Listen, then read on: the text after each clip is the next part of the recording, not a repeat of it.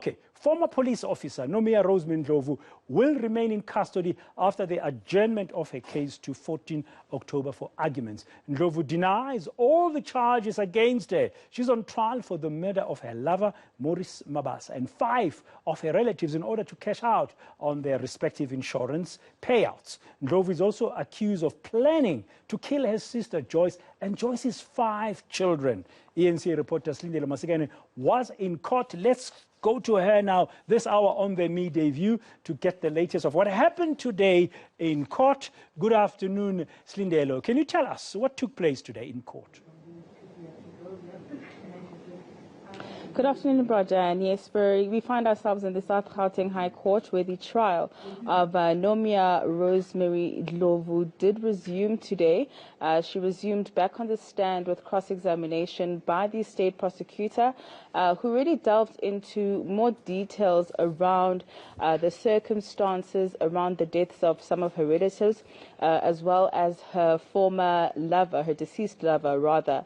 And the state prosecutor really putting it to Nomia that it seems as though these deaths, somehow she happened to be either very close by or happened to be on the scene. In one particular question, she had asked Nomia that why is it that some of the state witnesses had testified to the fact that you were seen crying, being hysterical outside the gates of your sister's house when her body hadn't even been found. And she said that, that was simply not true, but the state saying that she had not actually disputed this in the earlier testimonies from the state witnesses.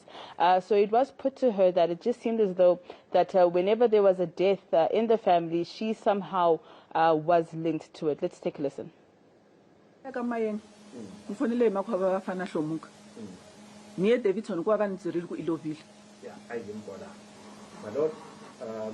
I'll respond first to the allegation about Mayen Mashaba. I was informed by Bafana Shomuga's mother about the death of the deceased Mashaba. So I went to David Stone after I was made aware of his passing.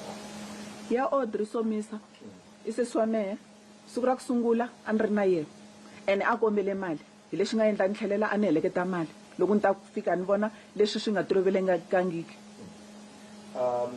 Now, regarding Audrey Somisa Ndlovu, with my sister, I was with her the day before. She asked for money from me. I had gone back to give her the money, and that's when I saw some unusual stuff, unusual things at the place.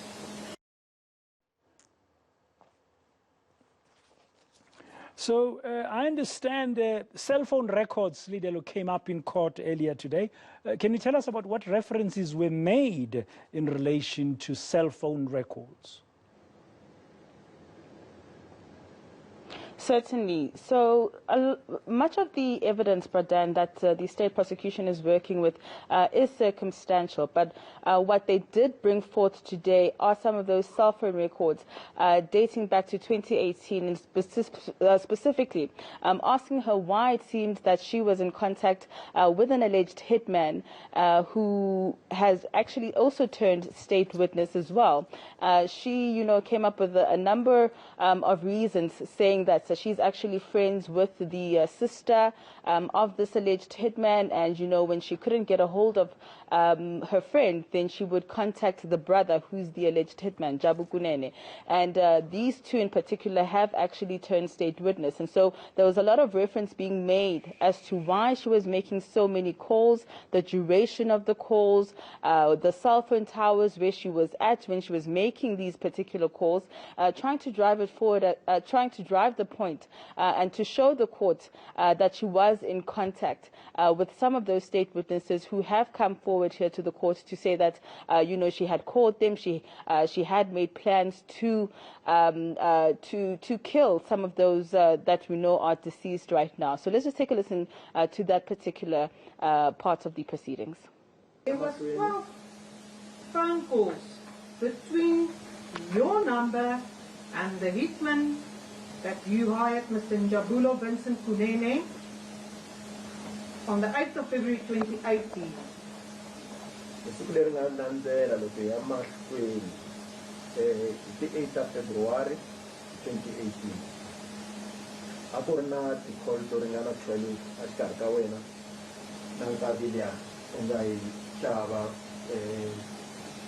Vincent Ndlovu hi 8 February 2018. Ti-calls na ti vona mara a ni tsundzuki Ndlovu ni n'wi xavile tanihi hitman a ni tsundzuki ni xave munhu ku a va hitman se swa ni hlamarisa.